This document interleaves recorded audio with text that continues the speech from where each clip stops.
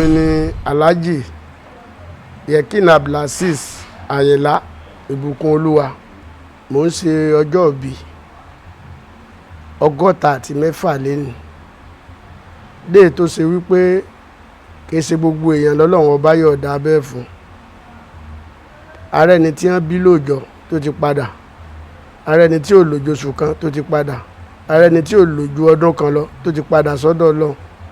Àrí nǹkan kan gbé fọ́lọ́run. Kò dẹ̀ sí pé agbára kan la ní tó fi wá sọ èmi dirú àsìkò yìí tí mo fi láǹfààní àti máa ṣe 66 years birthday lónìí. Àṣírí àdúrà ò ní tú kàkà kó tú àtúbọ̀ máa bò ní. Àṣírí àdúrà ò ní tú kàkà kó tú àtúbọ̀ máa bò ní. Kọ́lọ́run kó gba ọpẹ́ náà, Kọ́lọ́run kó gba ọpẹ́ náà. Mo wá dúró ọpẹ́ náà lórí wípé bí mo ṣe lo 66 náà Ọlọ́run ò jẹ́ kí n lò pẹ̀lú àìsàn mi dẹ̀ lò pẹ̀lú àárẹ̀. Ìyẹn jẹ́ olórí tí mo ń dúpẹ́ fọ́lọ́ ní gbogbo ìgbà torí mo rí ọ̀pọ̀lọpọ̀ àwọn tá a jọ jẹ́rọ̀ so ìyí máa jẹ́ kí n dúró ọpẹ́ yẹn lọ́sàn láàárọ̀ lálẹ́ àti lóru. Kọ́lọ́run ọba Olódùmarè kó jọ kó wọlá wípé mo mọ̀ lóore mo dẹ̀ ń dúpẹ́ lọ́wọ́ rẹ̀ gbogbo ìgbà tí yóò tún fún mi sí láti lò kó má jẹ́ n fa àìsàn lò. Kábíyèsí ọlọ́tọ̀ ọ̀tọ̀ Holy Land. Wọ́n kò rí sí yù. Wọ́n kí bàbá Ibukunolu fọ́dún bàbá wa sí fìlà fún kábíyèsí báyìí. Wọ́n kò rí sí yù yùnjí. Kábíyèsí adé ó pẹ́ lórí. Yùnjí. Kábíyèsí bàtà ó pẹ́ lẹ́sẹ̀. Wọ́n kò rí sí yù. Àṣẹ apẹ́lẹ́ nu ọba kọ́ni kéṣe. Yùnjí. Gbogbo olólùfẹ́ tó bá bá wa sàmí fún Ibukunolu ẹni bá fẹ́ òkú lómi àkú. Lómi àkú. Bí Ibukunolu ṣe dá pé yìí. Ọ̀yà àkúmọ̀lọ́. Yóò tún wá lọ́ta. Kàmákàlọ́. Yóò ní sóhun nìkan ni. Yóò ní sóhun nìkan ni. Ó ṣe dóhun nìkan ni wọ́n ń kí. Ó ṣe sóhun nìkan náà kí. Ọlọ́jà mi kábíyèsí ó kù. Àmín. Ẹlòmíì fẹ́ kọ́ máa pòun náà ní bàbá àmọ́ oníṣẹ́ bàbá lọ́wọ́. Kàmákàlọ́ yìí mi. Mo fẹ́ kí wọ́n máa kí ọ pé Godfather ni ọ́ àmọ́ eré ibú ni ọ́ òun fẹ́ káwọn ọmọlẹ́yìn rẹ̀ ga. Ọ̀yà àkúmọ̀lọ́. Bàbá Ibukunolu ẹ̀yin kọ́lẹ̀ ní àmọ̀ pè yín bàbá o. Ọ̀yà àkúmọ̀lọ́. Ìwà yín ló ń pè yín ní bàbá. Wọ́n lè wà display yá sàmúlò yìí.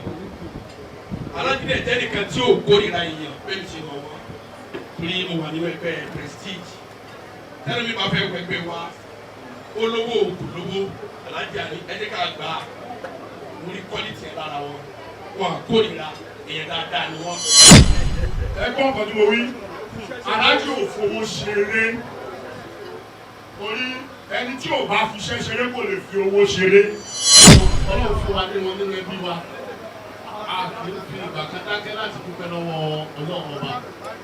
Torí pé tó bá jẹ́ pé inú ẹbí mi ni Ọlọ́run ti fi wọ́n ta fún lọ́rẹ́ ni, a máa nàgà. Èyí ò jẹ́ ká fi bẹ́ẹ̀ nàgà wọ ẹbí ẹlẹ́bí tó bá lówó.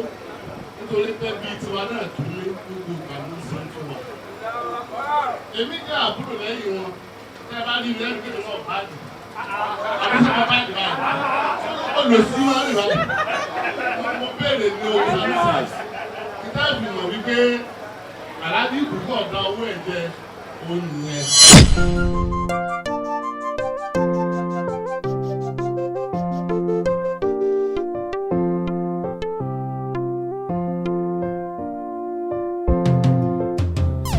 Àṣírí àdúrà ò ní tú kàkà kó tú àtúbọ̀ máa bò ní. Àṣírí àdúrà ò ní tú kàkà kó tú àtúbọ̀ máa bò ní.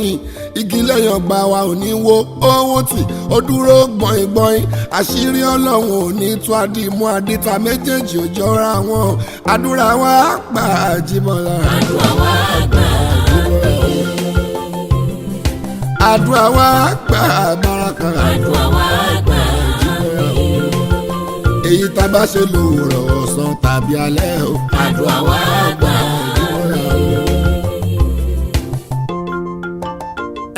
kò sóhun tó borí ọ̀rọ̀ kò ságbára tó dàbí àdúrà o.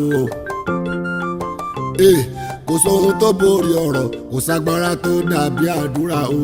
Ṣùgbọ́n kẹ́lẹ́kẹ́lẹ́ báyìí kẹ́lẹ́kẹ́lẹ́ o lọ́lọ́run bá wa sọ̀rọ̀ ẹ̀mí o. Àní kẹ́lẹ́kẹ́lẹ́ báyìí kẹ́lẹ́kẹ́lẹ́ o lọ́lọ́run bèmí sọ̀rọ̀ ẹ̀mí.